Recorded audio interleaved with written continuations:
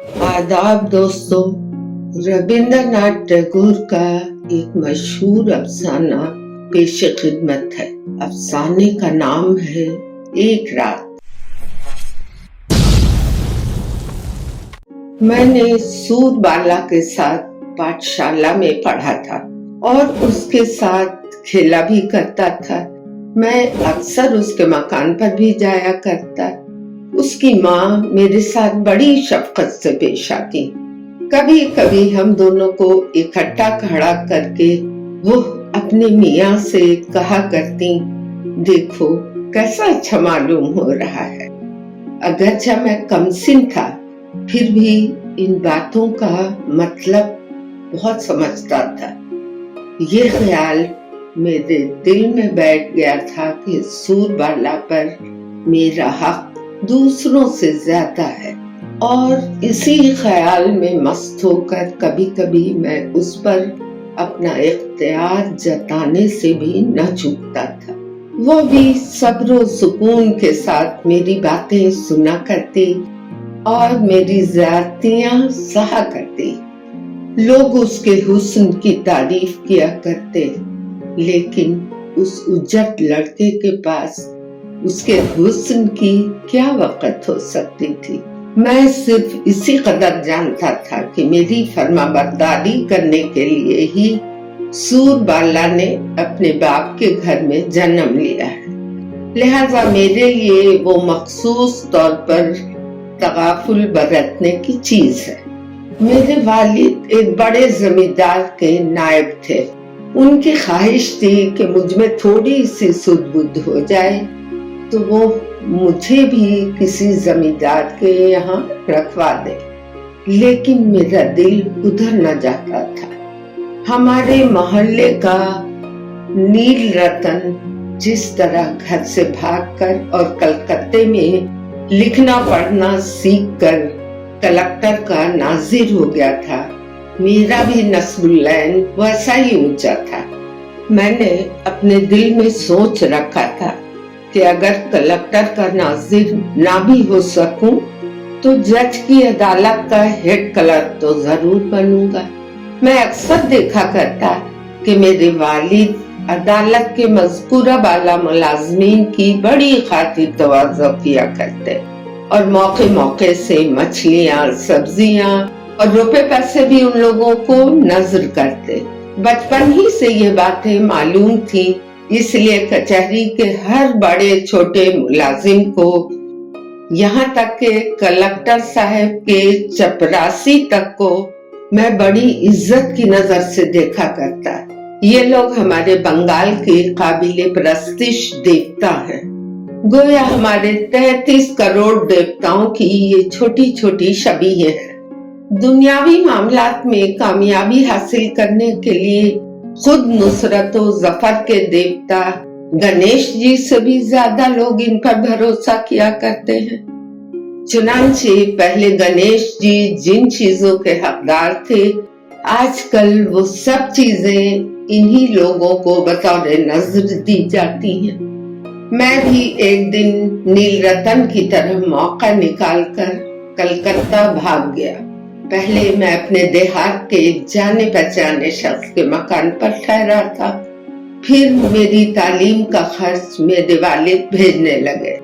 मैंने बाकायदा पढ़ना लिखना शुरू कर दिया। इसके अलावा सियासी अंजुमनों और जलसों में भी शिरकत करने लगा। कुछ दिनों बाद मेरे दिल में जरा बराबर शुबह न रहा, मुझे अपने वतन के लिए अपनी जान कुर्बान कर देना चाहिए। लेकिन ये दुश्वार काम किस तरह अंजाम दिया जा सकता है, ये मुझे सूझता न था, और कोई ऐसा शख्स भी न था जिसकी तकलीद की जाती। ताहम मुझ में जोश की कमी न थी। मैं देहाती लड़का था और कलकत्ता के उन लड़कों की तरह न था जो कबल अज वक्त अक्ल व फहम के मुद्दई बनकर हर चीज की हंसी उड़ाया करते थे। यही वजह थी कि मेरे अंदर खुलूस ज्यादा था। हमारे लीडर जलसों में तकरीरें किया करते और हम लोग चंदे का खाता लेकर दोपहर की धूप में बेआबोदाना घर घर भीख मांगा करते और रास्तों पर खड़े होकर इश्तेहार तकसीम किया करते। शहर के लड़के हमारी इस रविश को देखकर हमें उल्लू कहा करते। मैं आया तो था नाजिर या सरिश्तेदार बनने के लिए, मगर सामान करने लगा मिक्सनी या गैरीबाल्डी होने का। इतने में मेरे वालिद और सूरबाला के वालिद मुत्तफिक होकर सूरबाला से मेरी शादी कर देने पर मुस्तैद हो गए। मैं 15 बरस के सिन में कलकत्ता भाग आया था। उस वक्त सूरबाला का सिन 8 साल का था, अब मैं 18 साल का हो गया था। मेरे वालिद के ख्याल के मुताबिक मेरा शादी करने का सिन गुजरा जा रहा था, लेकिन मैंने अपने दिल में ठान लिया था कि शादी कभी भी न करूंगा और अपने वतन की खातिर अपनी जान कुर्बान कर दूंगा। लिहाजा मैंने अपने वालिद से कहा, मैं पूरी तरह इल्म हासिल किए बगैर शादी न करूंगा। 2-4 महीने के अंदर खबर मिली कि वकील रामलचन बाबू के साथ सूरबाला की शादी हो गई। कसरे मजल्लत में पड़े हुए भारत के लिए मैं चंदा वसूल करने के काम में इस कदर मसरूफ था कि ये खबर मुझे काबिल तवज्जो मालूम ना हुई। मैं एंट्रेंस पास करके एफए का इम्तहान देने को था कि मेरे वालिद का इंतकाल हो गया। घर में मैं अकेला ही न था, मेरी माँ थी और 2 छोटी बहनें भी थी। चुनांचे कॉलेज छोड़कर मजबूरन तलाश माश में लग गया। बड़ी जुस्तजू के बाद नवाखाली के एक इलाके के एक मौजे में एक एंट्रेंस स्कूल की सेकंड मास्टरी दस्तयाब हुई। मैंने कहा, चलो ठीक हुआ, मेरे ही लायक काम मिल गया। लड़कों को नेक मशवरा देकर और उनकी हौसला अफजाई करके उनमें हरेक को आइंदा भारत का सिपहसालार बना कर रहूंगा। काम शुरू कर दिया। मैंने देखा कि भारत के मुस्तकबिल से कहीं ज्यादा लड़कों को इम्तिहान फौरन पास करने की जरूरत है। ग्रामर, अलजबरा वगैरह के बाहर की कोई बात अगर मैं उनको बताना चाहता तो हेडमास्टर खफा हो जाते। आखिर 2 महीने गुजरते गुजरते मेरा भी जोश ठंडा पड़ गया। स्कूल के मकान की हिफाजत के लिए एक मास्टर को वहां रात को रहना पड़ता। चूंकि मैं मुजर्रिद था, इसलिए मुझी को इस काम की जिम्मेदारी दी गई। मैं स्कूल के बड़े मकान की एक कोठरी में रहने लगा। यहाँ के सरकारी वकील रामलचन बाबू का मकान हमारे स्कूल के करीब ही था और उनकी बीवी यानी मेरे बचपने की हमजोली सूरबाला भी उनके साथ रहती थी। रामलचन बाबू से मैं मिला।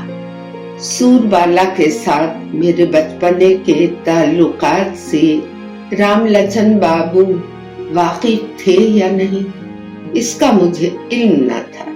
मैंने भी पहली मुलाकात में इसका जिक्र करना मुनासिब न समझा।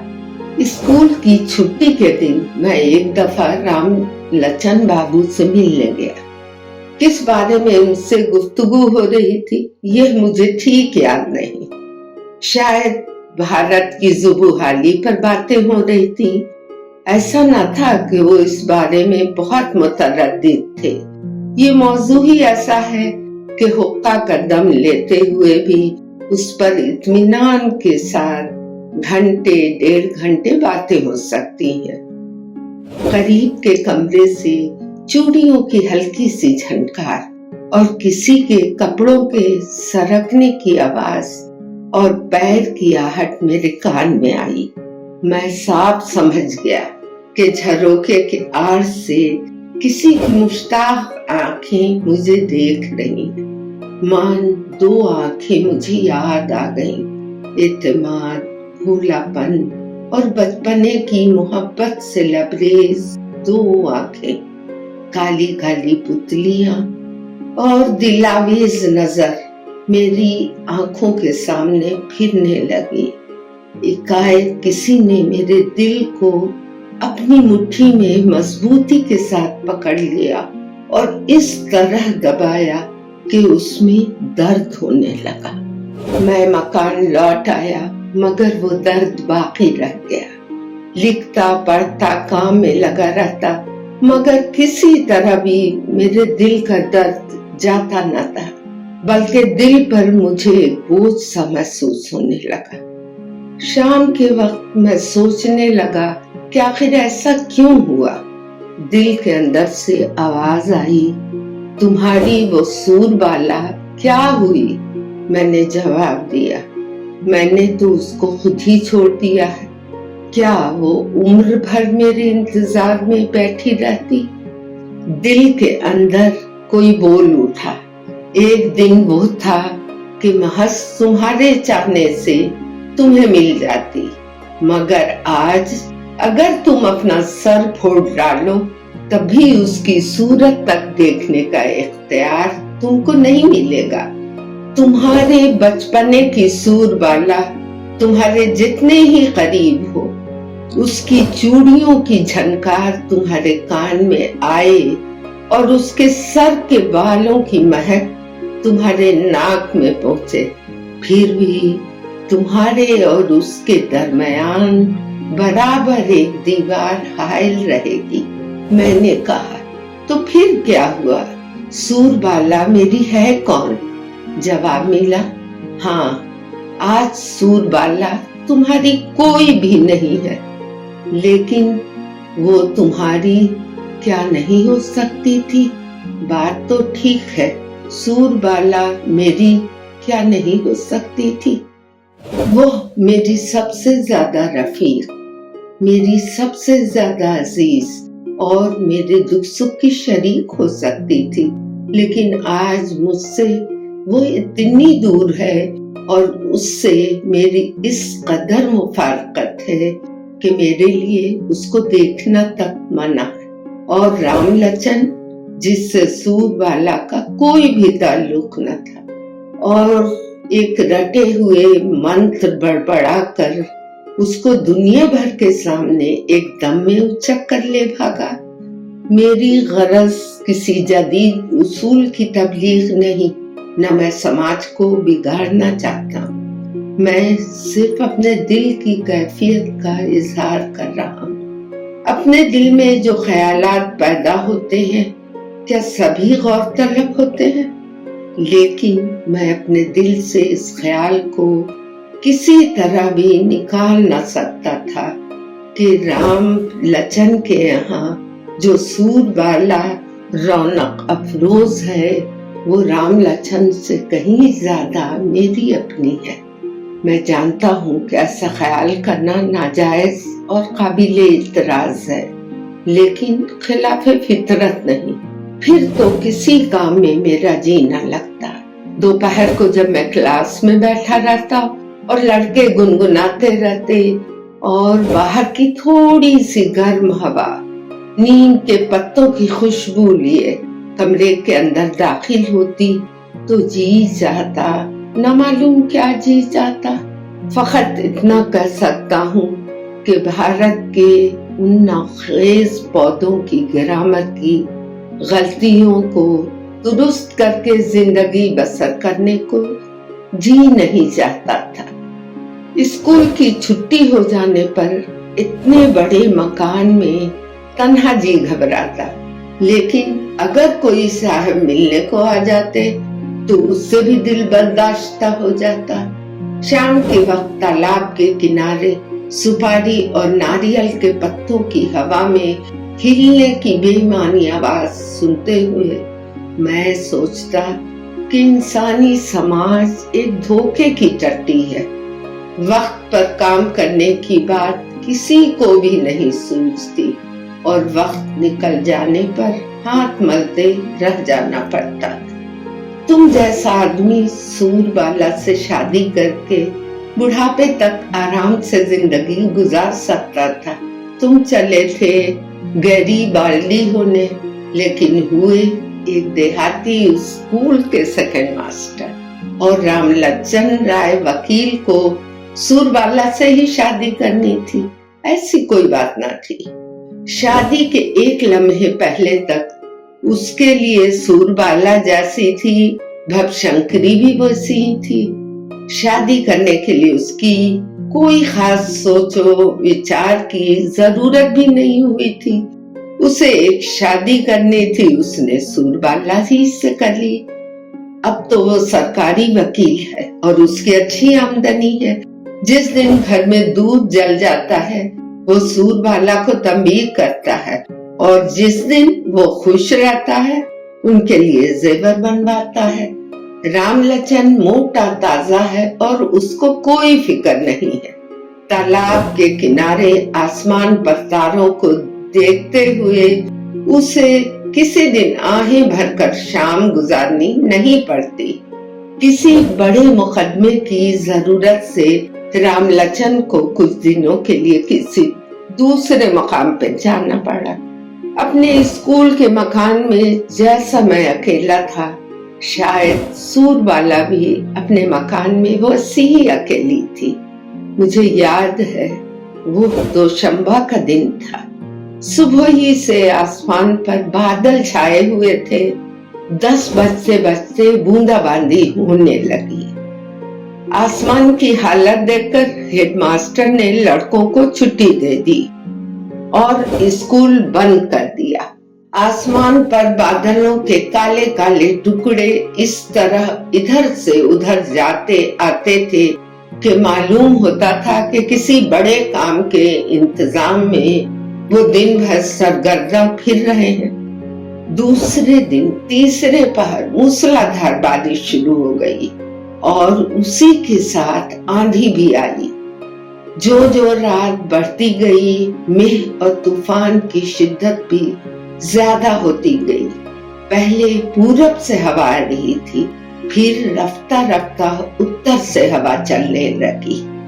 उस रात को मुझे नींद आना मुहाल था, चुनांचे मैंने सोने की कोशिश करना बेकार समझा। मुझे ख्याल आया, इस बारिश और तूफान में सूरबाला अपने मकान में अकेली है।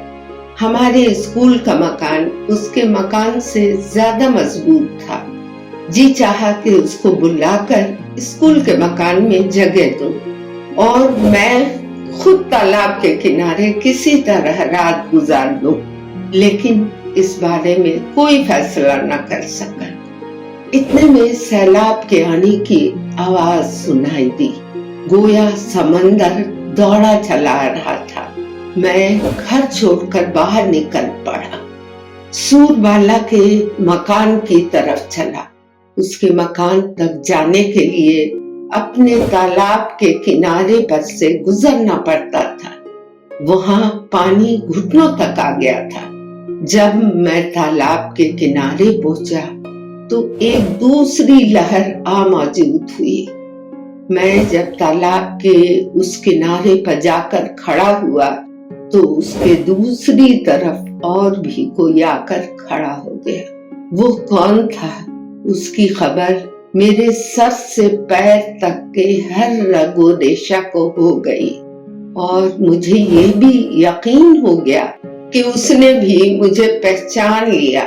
सिर्फ मैं और वो एक छोटे टीले पर खड़े थे। बाकी सब कुछ गर्क आब हो चुका था। वो कयामत की सी कैफियत थी। उस वक्त एक दो बातें कर लेने में कोई हर्ज न था, लेकिन किसी से कुछ बोला न गया। हम दोनों एक दूसरे की खैर सलाह भी दरियाफ्त न कर सके। सिर्फ अंधेरे में एक दूसरे को देखते ही रह गए। आज सारी दुनिया को छोड़कर सूरबाला मेरे पास आकर खड़ी हो गई। आज मेरे सिवा उसका कोई भी न था। जब सूरबाला फूल की कली सी थी तो उसकी पैदाइश की लहर उसे मेरे पास ले आई थी اور آج اس مہلک لہر نے اسی سور بالا کو جو اب پھول کی طرح شگفتہ ہو گئی ہے میرے ہی قریب لا کر کھڑا کر دیا۔ بس اب ایک اور لہر رہ گئی ہے، وہ آئی تو اس دنیا سے ہمارے خفیف سے لگاؤ کو منہدم کر کے ہم دونوں کو ملا کر متحد بنا دے گی۔ نہیں نہیں، ایسی لہر نہ آئے۔ سور بالا اپنے شوہر اور گھر بار کو لے کر خوش رہے۔